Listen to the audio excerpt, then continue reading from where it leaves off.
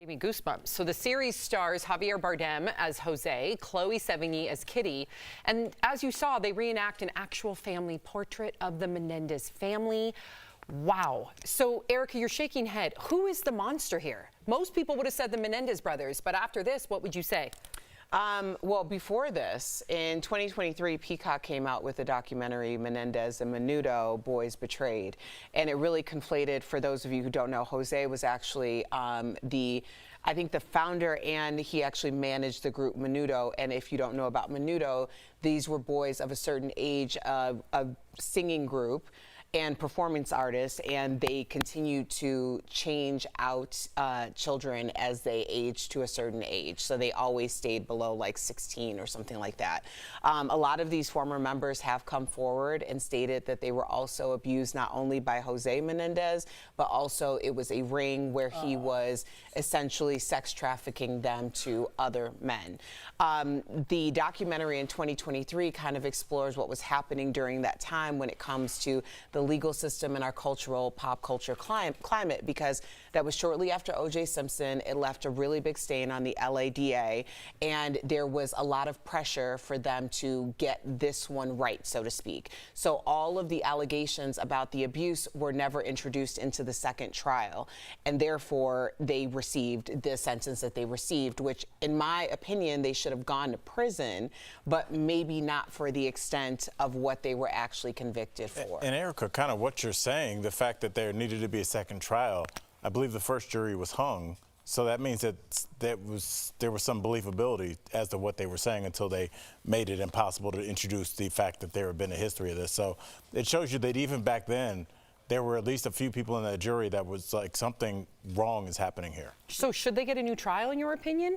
I don't know. I'm not a fan of like all these stories coming out. Lacey Peterson's popular again. This story's popular again. Jeffrey Dahmer last year. I just think it puts a cloud over our society a little bit to revisit some of these. That being said, I don't disagree with what they did. If I was raped as a young boy, I would probably murder my rapist. If someone touched my kids and I found out that they raped them and sexually assaulted them that way, I would murder them, and I'd also accept the consequences.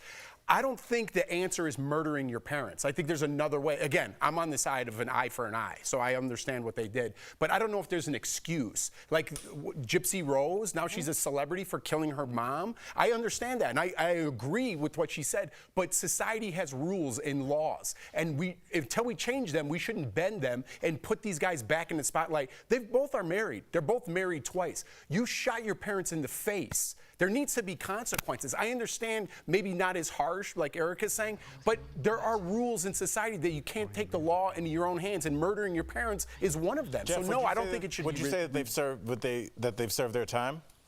I don't know. What did they get, and how old are they? They have life sentences, and they were consecutive for each one of them. They have. Until we change our laws, I mean, yeah, I think you get a life sentence for shooting your parents in the face with a shotgun. I think yes. I completely understand where he's coming from, but there are also rules of due process and the courtrooms. And much like if a defense attorney hid a letter that might have given some extenuating circumstances, if this was hidden or piled down and these boys allegedly were sodomized ruthlessly, cousins talked about it, family members, that should have been included for extenuating circumstances, motivation. Why is this happening? That changes what a jury sees, and if you lose that part of it, that's not a fair trial. Right, so because that's not a fair trial. That's where, okay, so that's exactly, I think initially when I heard Erica talk, and thank you for that, Jeff, I initially thought, well, if I was a juror, I would want to know every single You're supposed to. piece. You're Especially supposed to. this piece. Especially this piece, because I would understand it. Exactly. Again, does that mean that they go to prison? Yes. But I don't think it should be for multiple lifetimes. That's right. And Erica, you probably know this, I might mess her name up, but doesn't this remind you a little bit of the Centoya Brown situation? Right. Where she murdered her. A kidnapper, her abuser, yeah, sex trafficker. Yep. That was what came to my mind when we started But talking back about then, they didn't want to talk about it. But we're focused on that part, understandably. Again, I'm on the You side don't like of the murdering consumerism of it. Right, but there's also financial incentives for them to do that as well. They were raised spoiled little Beverly Hills brats. Sorry, that's what they were. And I don't think the law or reality equated to them. They were above it. I could buy my way out of anything and I could do anything. Now I'm with my parents out of the picture, by the way, who abused me. You could justify that in your head, but it Both could be still true. doesn't mean that you walk free. But the Supreme Court and other courts have said that until a child reaches 22 years of age, their brain isn't an adult yet. So also making those decisions means I'm not sure they were not only being traumatized, but they weren't actually adults. You can't try them then as adults. So there's a lot more here in the court of law that was done to them, I think, because no one wanted to talk about sodomizing because So that's will they get horrible. another trial? I think this is what this is for, yeah. And Rosie O'Donnell has picked up the case and pushed it forward, so I really hope they do. I really hope they do. Wow, interesting. Good conversation coming up on DBL. We are talking about J.D. Vance being under fire after his rant about teachers who aren't parents resurfaced. Plus, as DBL gets ready to end, we're taking a look back on our favorite memories. And Jeff is up today. Will you remember his favorite?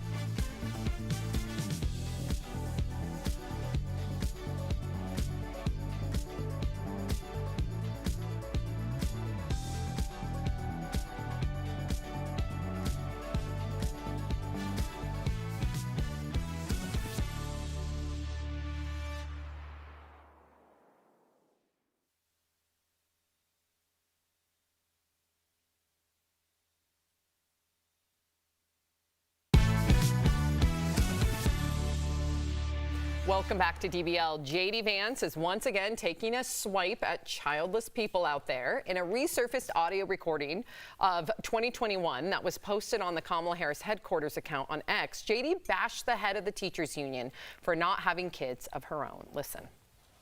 Many of the leaders of the left, and I hate to be so personal about this, but they're people without kids trying to brainwash the minds of our children. Randy Weingarten, she doesn't have a single child. If she wants to brainwash and destroy the minds of children, she should have some of her own and leave ours the hell alone. Wow. So could being a parent be harmful? Oh, sorry. Let's discuss. No that was the next beat. It Right, didn't there's no say. discuss in No it. discuss. Yeah. Oh, wait, no, there's a discuss. That's on me. I messed up. Okay, so what did you think, Tori, about this resurfaced clip from 2021? I think Kamala Harris has 10 of these, and she's going to replay them at every. I think you might want to put a zero behind 100 of these. Yeah. You are obsessed, bro, about the childless thing. It's getting. I know we call him weird for many people, but this is getting a little obsessive, compulsive. Not only did he say this person doesn't have children, but he used the word brainwash. He really thinks that there's something sort of vile and disgusting about a woman. I myself don't have children that choose not to bear to have another child. I can't have any kind of hook into the community. I can't care about the climate change. At one point he said my vote should count less? That's not constitutional or democratic. And we don't hear him say childless men. No, it's only I was a females. childless Yeah, teacher. Yes, you were a childish. And no, both can be true. I mean, it does seem like there is an obsession there. And people could be childless by choice, they could be childless by circumstance. And the idea that you can't be a part of steering the next generation and hope for a better future just because you haven't had any children yourself is just ridiculous. What about Catholic nuns that teach at Catholic schools? They don't have children. I can think of the most impactful person in my life was my swim coach. And I mean, it was a male, but he did not have any children. And the way that he nurtured us, the way that he empowered us, I wouldn't change that for anything in the world. Well, and I'm just going to add another little thing that people might not consider in this. My husband and I are childless by circumstance, and we spent years being casas to children, abused and neglected children. And a part of the reason why we were able to spend that amount of time with these kids is because we didn't have children of our own. And this was something that we were able to do in order to give back to children who didn't have the resources that they needed. Well said. So that's when we talk about it taking a village to raise a child. Well said, Erica.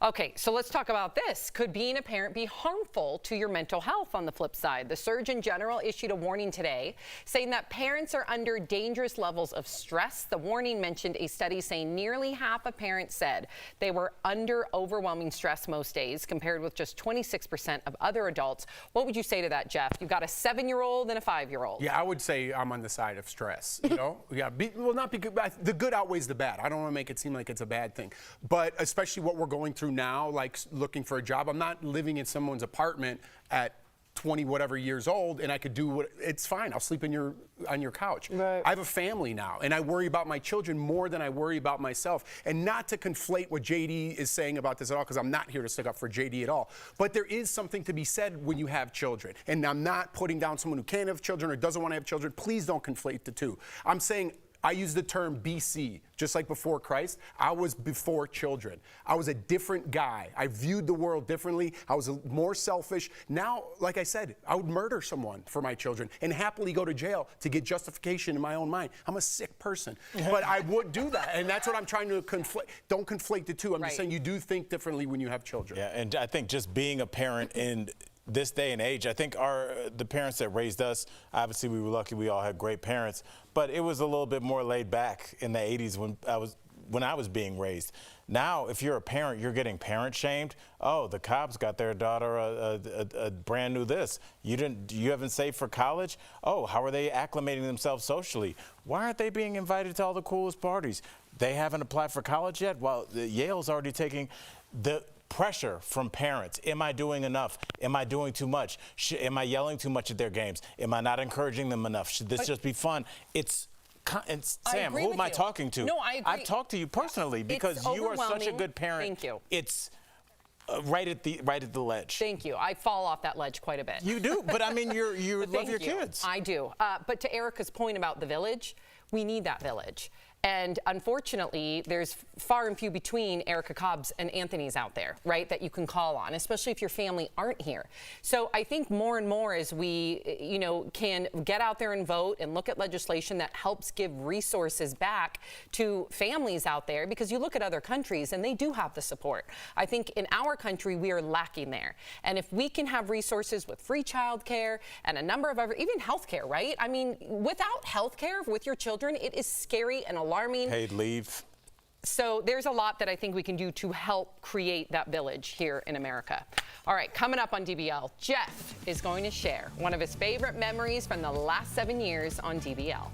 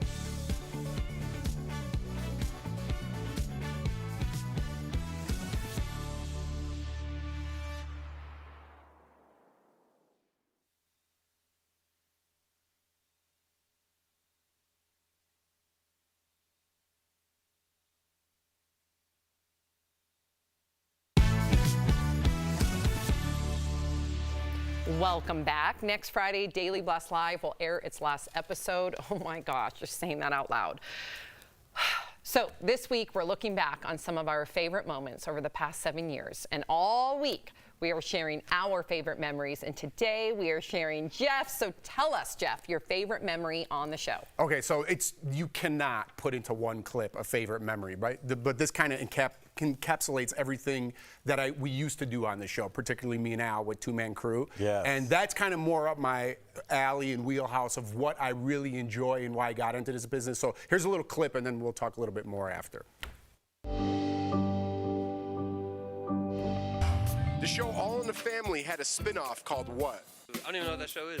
I don't know. Malcolm in the Middle. Did you ever hear Archie Bunker? Nope. Like the animations. No. We'll just move on. Jetsons. The Jet. All right, Al, what's the spin-off called? The Jeffersons. All right, Al, I got something in my hand. I'm going to open it, and you have to tell me what it is, okay? All right. A dry erase board eraser? It's a beauty blender. I wouldn't know because I woke up like this. Oh! All right, Macy, do you know what this is? A phone. Do you know what kind of phone? The spinny one. I do not know the name of it, no. It's a rotary phone. Rotary, okay. Do you know how to use it? Yes, I do actually. Okay, could you pick it up and then dial 8675309? No. Oh, that part. Okay. 6. Am I doing this wrong? 9. Now answer it in what band is there? No, seriously, I don't hear anything.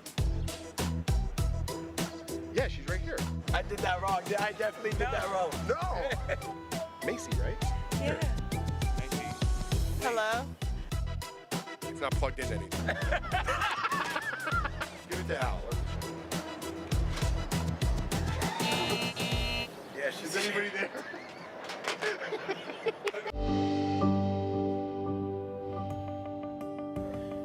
So, I mean, more than just, I think we're too obsessed with everything in society these days. Just get back to the funny, get back to the dumb. It has nothing to do with my talent on screen or anything.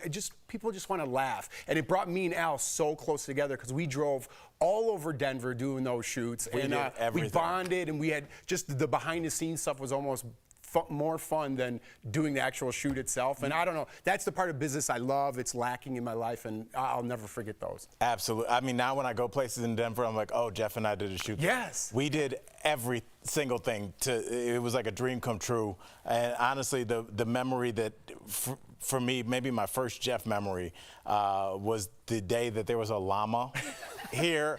It was not for our show. It was just in the back. I had to pull it out. Yeah, so Tori brings this llama Why'd you out. have a wreath on? Because it was Jordan's birthday. No, well, What? No. yeah, Yes. That was the excuse to bring the llama. So this is when we were putting DBL together. And again, all the pieces that we. I think I'm back in the corner. You see me in the corner? Yeah, it didn't make sense. there was no reason. No, and it, unfortunately, it used the llama. I think his name was Thomas. I think he used the restroom right before. And so there was some llama drama backstage too. wow. And it was just, and I remember Jeff going, "Why is this here?" And I was like, "I don't know." And they're like, it's Jordan's birthday. And I was like, and we're live. And I was like, Here? I don't know. No. Am I missing the connection? I'm not sure. little But behind the scenes. I just love those little shoots. That's just Right. fun. It's stupid. you- There's a llama involved. I think going back really quickly, I just want people to know that you really do like immersing yourself in the community and getting to know people. So you brought up the funny and all that, but you do connect with people. And I think that's one of your strengths. So Well, thank you, Sam. I'll put that on my reel. Everyone look in the camera. Say something about Jeff. Followed by the llama. tomorrow we'll be sharing Erica's favorite DBL moment. I think I know what it is. So stay tuned for that. We'll be right back. Tori said the llama used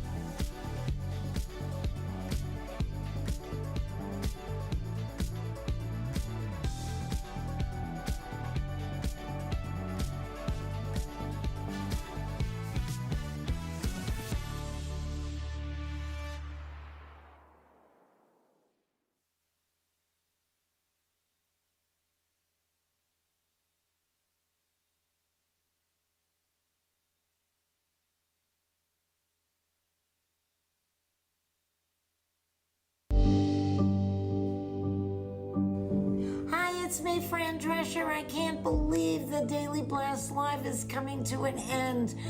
Congratulations on 7 great years. Sam, Al, Erica, Tori, and Jeff.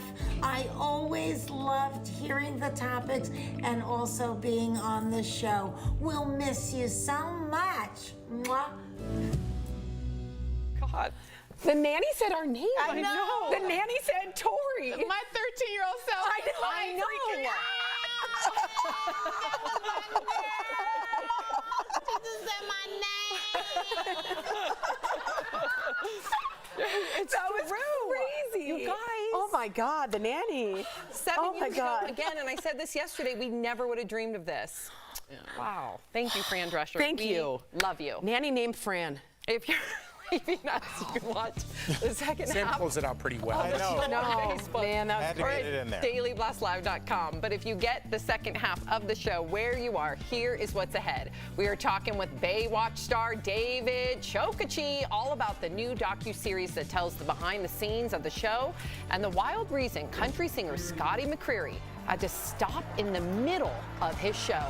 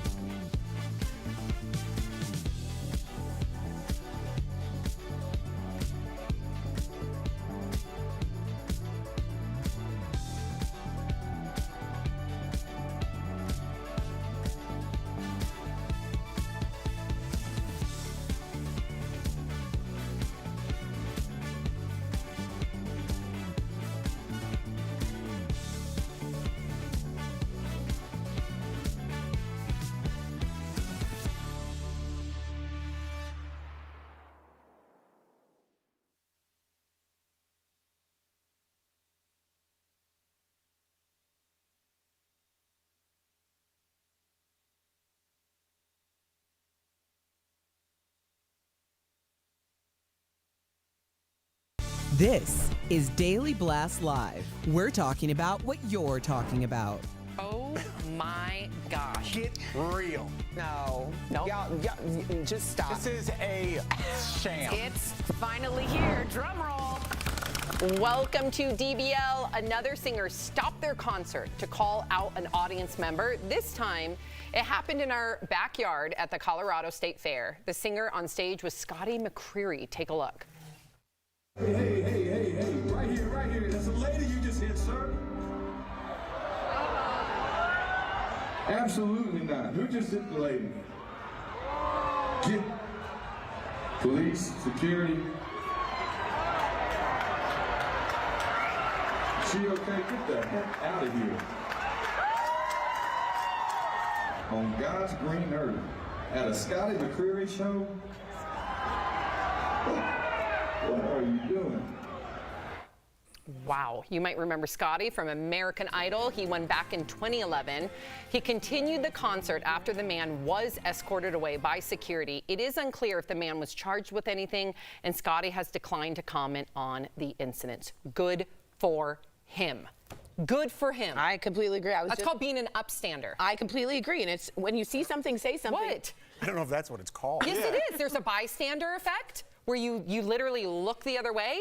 There's an upstander effect where you get involved. Yeah, but no one's ever used the word upstander, is what. It's actually, oh my gosh, that's what I teach my children, to be an upstander. It's a real term. Is it upstanding citizen? No, it's a real term, people. Look at it. It is. Google a real is term. free. It is very, and it's what you should do when you see that. Also, I was at a date. Google's free. Google's free. Go Google it. I went to a Dave Matthews concert this weekend, and he was going right here. We need help. And it took 2 seconds. Someone was had it? totally passed out. They needed a stretcher. People were going like this, and we moved on. But I'd rather have 2 seconds out of my concert than a dead human being or a woman hit with no consequences. Well, look, obviously in this, Sorry. And I'm gonna jump right in and just say full disclosure, Erica. Why? Erica? She's making a face off camera. That's just my face. No. Are you criticizing her face? No, she's looking at me. I'll be more of an upstander. I wanted to make sure that this person, if there was really an incident, and in this case, I'm glad he stepped in. But I do think since the Travis Scott situation, I felt like we saw a rash where we saw none before of performers stopping concerts because people were taking selfies, stopping concerts because somebody maybe overindulged. And I, as somebody that performs a lot and somebody that now with ticket prices $500 and up, do your show, bro. In this situation, I'm really glad he stepped in. That was physical violence. That's a different lane. But the whole like stopping your show for selfies and there's a little dust up over here. Show must go on. Okay, stopping your show for selfies is a lot different than stopping your show because someone is in danger. And what you're referring to is there being a precedence. So the Travis Scott Astro World, I mean, many people were killed and harmed that day. So that's on the fire marshal. I'm not saying who's to blame. I'm saying that in order to avoid liability, people have changed the ways in which they are doing things. And that's just called being smart. Because when we think about the issues with like E2 in Chicago, where people were trampled in nightclubs and things like that, people start to change their protocol because at that point, it's like, fool me once, fool me twice, it's your fault and your butt. So that's the reason why people are doing that. That's the fire marshal. Really important. We have a message from Kenneth Watts, and it says, Sam, I Googled it, and you are correct. Upstander is a valid term. I know, but like the fact that you had to Google it proves my point that people don't use it in regular everyday life. No. All right, thank you, Tori. Okay, Demi Moore seems to be aging in reverse. The 61-year-old is on the cover of the September issue of Interview magazine. In the article, she talks about her infamous bikini scene in Charlie's Angels back when she was 40. Demi said she struggled with her identity and didn't feel like she belonged in Hollywood after that scene. She said, quote, I'm not 20, I'm not 30. But I wasn't yet what they perceived as a mother. Demi is in a new movie about a star who injects herself with a black market drug to look younger, and issues arise. Why did you say stop, Tori? Because she's stunning, but I don't know. It's hard for me. I think you said it in the meeting. I don't want to bring it up for you, but it's kind of hard to hear someone. You say it. I don't want to be. I don't even know what I said. I don't know. I wasn't even listening. I was just looking. I know. I kind of was too. But to be complaining after she redid her whole body, it's a little. Thank you. I brought that up in the meeting. Yes. Oh, yes. I apologize. No, I brought that up in the meeting. And listen, more power to you. Do what you got to do. Right. But don't act like you're like, oh, people didn't want to see me as a mom. She had a full body makeover, head to toe. Yeah. Where you get before those? that. I know, Erica. I know, and I bet they're really expensive. Yeah. And you know, kudos to her. But again, don't act like that you would just like naturally. Right. But looks that's like kind 40. You're like I totally agree, but that's kind of the way that you call attention to the fact that you look great. You see it in lesser ways when you read an article and it says like J-Lo claps back at the haters by wearing a bikini. Right. It's like clearly that's her publicist talking. Nobody's mad when J-Lo has a bikini on. But you have to pretend like these imaginary people exist, and that's why she's like standing up for all hot people or something. You're right. And no one is anti J-Lo. No one is anti Demi Moore. It's just like you have to figure out a way way to get your name if I out would there. say that no one's J-Lo or anti-J-Lo Find somebody in your or phone that's anti-Demi Moore. Well, nobody that I know is actually And nobody I saying know that and no one Jeff knows. But we all know people because we hear from them every day. Apparently, their job is for us to hear from them. And you just channeled Roosevelt. Yeah, it came out. It came out. So, yeah, I can see that there being a contingent of people who have made it their job in order to be haters on her. Yep, they love it. Okay, we got to talk about this big headline from the Bravo world. Tom Girardi, who is the estranged husband of Real Housewife Erica Jane, well, he has been convicted in a massive Ponzi scheme. A jury found him guilty of 4 counts of wire fraud for embezzling at least $15 million from his clients. He faces up to 20 years on each count. He's 85 years old. Erica split from Tom in 2020, saying her marriage was not real and says she lost everything after it. The two were married for 21 years. Now, this Ponzi scheme lasted 10 years. Okay, so before we get into whether or not Erica Jane Girardi knew anything, I just want people to understand that these victims were victims of like the most horrific, horrible. Like, tell people so they understand the horrific things that She was trying to. She was talking. It's taking forever. I'm trying to help her get Sam, there. why don't you tell us? just like burn victims from flights that had crashed, like people that literally leaned on Tom Girardi and this law firm in order to have some sort of justice, and he stole that money from them. And then he paraded himself around town in Beverly Hills like he was this Aaron Brockovich lawyer, because that movie was based on one of his cases, but he was a real fraud and a real criminal and had no heart, in my opinion. Yeah. This has obviously been a very hotly debated topic amongst the Bravo world. Do you think she knew?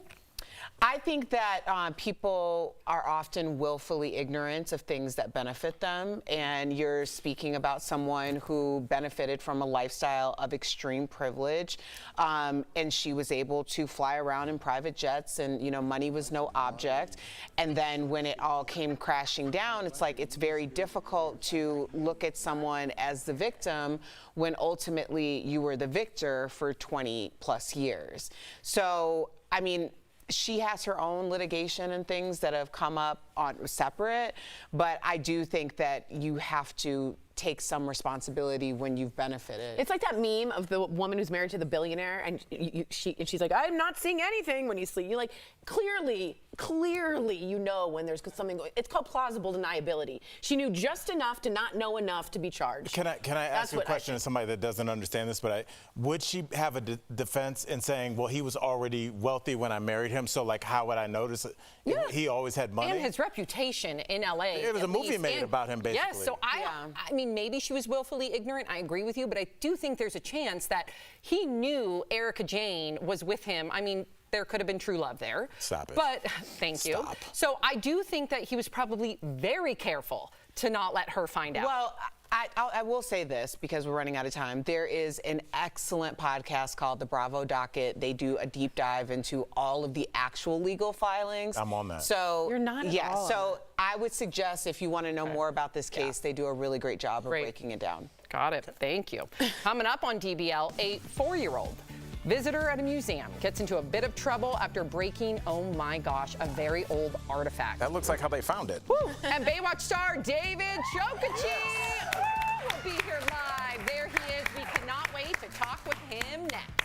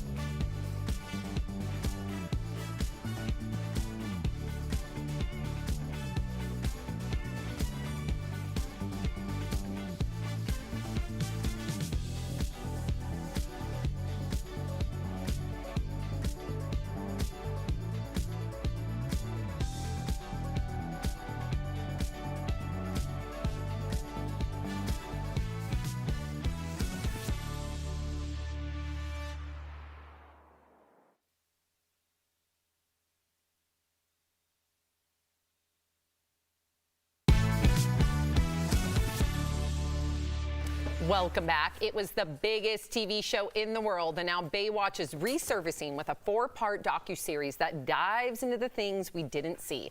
Here to talk all about it is Cody Madison himself, David Chokachi.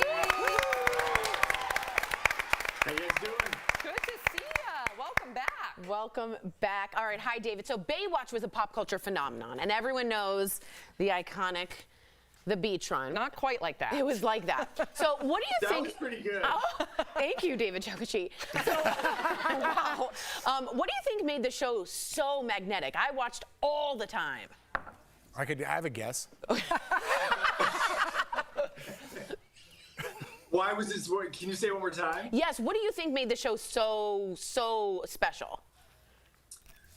I think it was a combination of, Southern California beaches, obviously the casting, the cast itself, the ocean, their ability to translate the ocean and the beach culture into this visual medium, and then include the storylines of lifeguarding. I mean, it's lifeguarding in general. My daughter's just finished her 4th year of junior lifeguards at Zuma Beach, and one of the creators, Greg Bonan, it teaches the cadets, and I see them every morning and every afternoon when I pick her up, and I kind of watch the whole thing, and it's just like, it's such a trip. It's like art imitating life. When I first dropped her off, I was almost like crying. I was like, oh my God, I've been a lifeguard on TV, and here she is. And then like 4 years later, this summer, she became one of the strongest paddlers and one of the strongest runners. And now she's like, I've had her surfing on the front of my board since she was 3, and she's now paddling into like big waves. Wow. and not afraid. She's crushing it. But I think Baywatch just it really captured the essence of the combination of Southern California beaches and lifeguarding. And, when you combine those things, if you've ever been to the beach and you're in the sun and you smell the sunblock and the ocean and the sand, it triggers a lot of things in your body that kind of makes you just feel good. Yep. And I think you can be triggered that way just by watching the show. And I think that's what happened. And I think that's why the show was such a huge success. And especially, I've been around the world, and a lot of the countries that are landlocked and are, it gets dark early and it's freezing. I mean, I sat next to a woman from Siberia 2 4th of Julys ago, and she's like, I can't believe, can I ask you, are you Cody Madison from Baywatch? And I'm like, yeah, what? And she's like, this beautiful woman, and she's a photographer in LA now, and she was like, we watched Baywatch all the time, and she's like, I cannot describe to you how small of a town I came from, and it gave us a form of, I mean, this is Siberia, you guys, know, Siberia. And she was like, it just gave us it gave us hope, it gave us an hour of escapism. It made us feel good, on all different levels. And I think that's why the show translated so well to a lot of different countries. And especially, Alexander Paul talks about this a lot, in the United States, people love to say, oh no, I never watched that show. I never watched it. But around the world, as soon as you step outside the borders, they embrace the show like crazy. They're like, oh my God, it's the best show, 1.1 billion viewers per week. Mm-hmm. Back in the day when there wasn't a lot of there was only 5.6 billion people on the planet. Wow. That's a lot of people tuning in. And I lived in America. I was like Tori. I did not miss a show, and I was a former junior lifeguard. Mm-hmm. Loved it. You were? I was in Santa Cruz, yes. Oh my God, that's amazing. See, Yes. and you have a skill set now. You could probably save your own life. Could save any of these people, any of them, including you. I would let you. Your family? I want it. Okay. That's badass. Thank you. I appreciate that. All right, let's talk about the Hulu docuseries After Baywatch, Moment in the Sun. It takes a look at some of the less than glamorous parts of fame. What was the craziest thing that you remember from that time? I think, when Gina and I first came on the show, they flew us to the Bahamas, and we did a big photo shoot, and then they took us to England, and before we even started shooting, I think it's before, no, it was actually 1 year after our first season. and they took Gina and I to do this big press tour in England and Scotland, and I never had seen the actual the popularity of the show firsthand like that before. And when we got there, it was just like, I mean, it was like we were the Beatles. It was insane. And although we were, only been on the show a year, the excitement and the enthusiasm for the actors, for myself and Gina, like the new people, it was like they were dying to get a piece of us and find out who we were and like what we looked like and everything. And I think like seeing that kind of just the amount of attention the show drew, especially internationally, was definitely mind blowing. There are so many amazing experiences from the show. I to this day, we spent a lot of time in Malibu all summer, and I pass Will Rogers that was our headquarters. We shot a lot of the show, and I always pass it. I'm always like, yeah, baby, headquarters, It's emotional. I mean, you guys were pop culture icons, every single one of you. I can't wait to watch this new series. David, congratulations. So cool, Thank you man. so much for joining us. DBL Nation, you can watch After Baywatch Moment in the Sun on Hulu now. Thank you again. We'll be right back. Good to see you. Thanks, brother. Thank you, guys. Absolutely. Okay.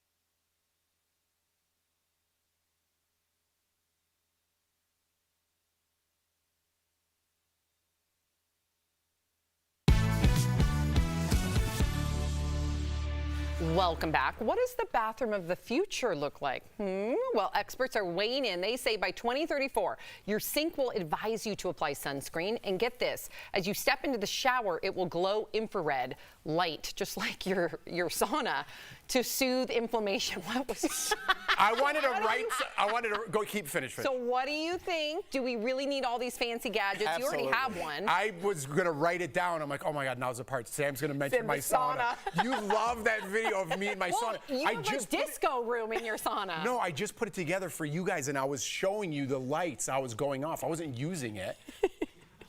Okay. You're in it. up. There's like flashing lights, like No, pink, because purple, green, that's when you blue. plug it in, it shows you which ones you could pick. I'm usually a red. Euro disco. Anyway, maybe that was a little too inside You knew baseball. I was going to, though? Yeah, that's why I pointed to Tori. I'm like, I want to tell Sam's going there. Yeah, we know each other too well. All right, if your bathroom needs to get up to date now, you can call Jacuzzi. They can help you do it the right way. Jacuzzi offers an unmatched, stress-free remodeling process. Call 800-996-0017 or visit jacuzzibathremodel.com. Coming up on DBL, an ancient vase gets smashed into pieces after a kid accidentally knocks it over. Oh my gosh, I'm glad that wasn't my kid. We're going to talk about it next.